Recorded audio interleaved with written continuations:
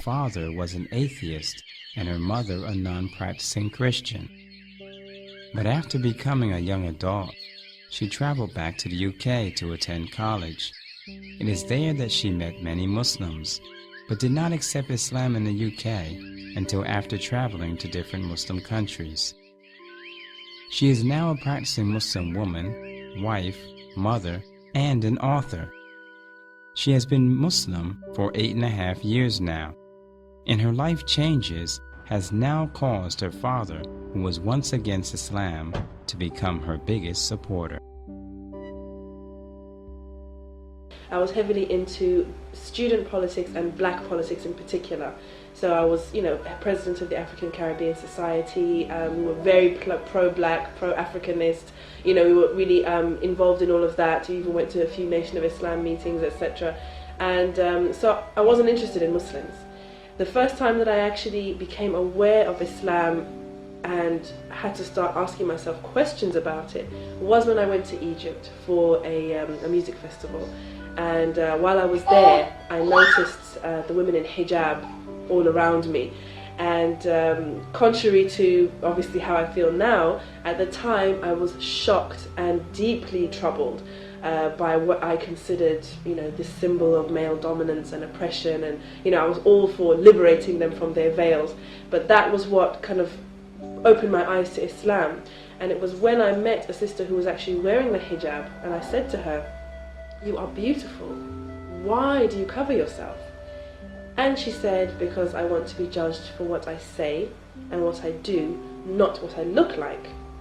And that hit me in a place that I had never been hit before, because I had never considered that viewpoint. I had never considered that angle.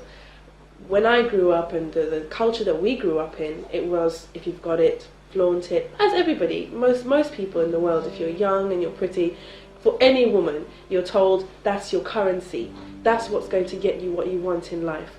And for this woman to tell me she didn't want any of that, I thought, what is this Islam that makes this woman so strong that she doesn't need what almost every other woman in the world needs, which is male validation? And that's what got me thinking about hijab, about Islam, about my life, about her life, and the way I wanted to go forward from then on. So I resolved, upon coming back to the UK, to start reading the Quran and seeing what Islam was all about. And I did that, and alhamdulillah, many of the injunctions in the Quran made a lot of sense to me. Not drinking alcohol was one that comes to mind. The idea of there being a creator, of there being a God, of us needing Him, of us needing to pray to Him, that made a lot of sense to me. So I started putting those into practice straight away. Although at the time I did not want to become a Muslim, because as far as I was concerned that was just too extreme. And another thing as well is, as I mentioned, I was coming from this pro-black Africanist background, and as far as I was concerned, Islam was for Arabs and Asians, and I did not want to sell out, if you like. It was something very important to me. I did not want to sell out my identity and sell out my ancestral heritage, if you like, to ape somebody else, to become an Asian, to become an Arab, to become a Pakistani. And if that's what Islam meant, then I didn't want that. So a sister I know who was actually from a Caribbean background, she became Muslim, and we were talking a lot at the time about Islam, a lot about Islam, and she asked me to teach her how to tie head wraps and stuff like that. And she said to me, you have to choose, you can't sit on the fence like this. And I said, well, as I said, Islam is for Arabs and Asians. I'm an African woman, what's it got to do with me? And she said, well, they're African Muslims. And I said, yes, that's true, there are. I'm going to go to Africa and see how African Muslims practice Islam. And alhamdulillah, I did. I went to Senegal and to Guinea, but it didn't even take me getting past the airport in Paris before I saw the Muslims from Senegal and said, I like this. I like this way. I like what it does to people. I like the manners that it gives them. I like the dignity that it gives them. And that's kind of how it started. So I went to Guinea, and when I was there, they taught me how to pray. I fasted Ramadan with them. I started covering, as the women in Guinea cover, etc. And then I took my shahada when I came back. MashaAllah.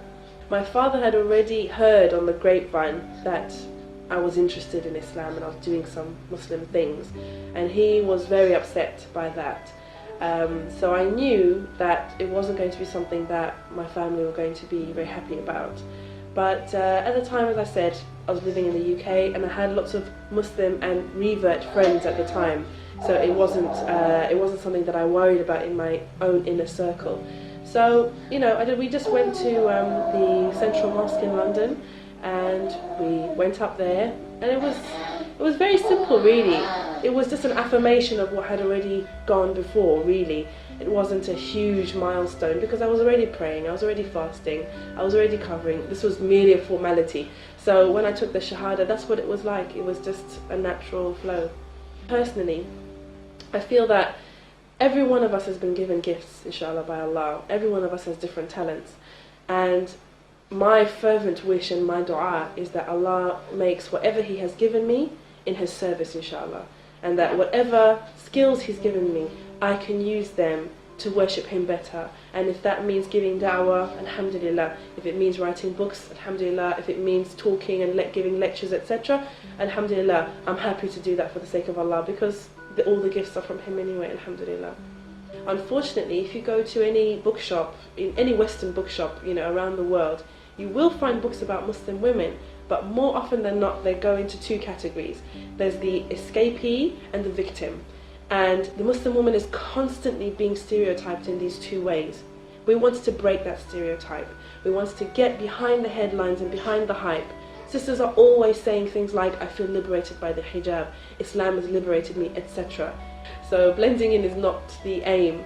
I think for me, especially with this latest row about the veil, etc. in the UK, I feel the onus is on me and on other sisters in my position to constantly explain to people who we are, what we are about, what we stand for, why we do what we do. Because a lot of the attitudes towards Muslims and Muslim women in particular are based on ignorance. Most people in the UK, for example, have never met and talked to or had a deep conversation with a Muslim woman, let alone a Muslim woman who covers the way that I cover.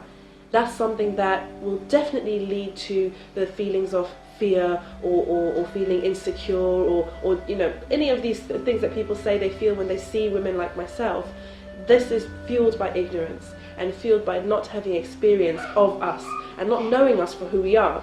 So for me, it's not about blending in. It's about how can I have a positive impact on my society? How can I be an active member of society while still worshipping Allah, while still obeying my Lord, while still remaining in the bounds of the Sharia, inshallah? How can I help here? You know, what can I do? What is my contribution? That's more what I'm focused on. I think one piece of advice would be, if you want the truth, if you want to worship God, if you want to worship God in the way that He wants to be worshipped, put that first, because that is more important than anything else. And that's something that we all need to realize, that at the end of the day, we were created to worship our Creator, and that has to come first. Islam was revealed for the whole of mankind. You are not to become a carbon copy of somebody else. Certain aspects about all of us, whether we be white, black, Arab, Asian, African, whatever, certain aspects of our natures or the things that we're into or our cultures will be fine with Islam, and other aspects will not be okay with Islam, for everyone, not just somebody coming from outside. There are many things that Muslims do and Muslims have that are actually contrary to Islam.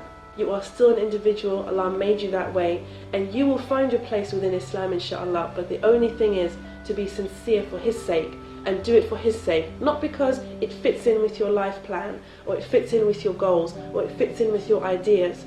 When Allah gives us a plan, we fit the plan. We don't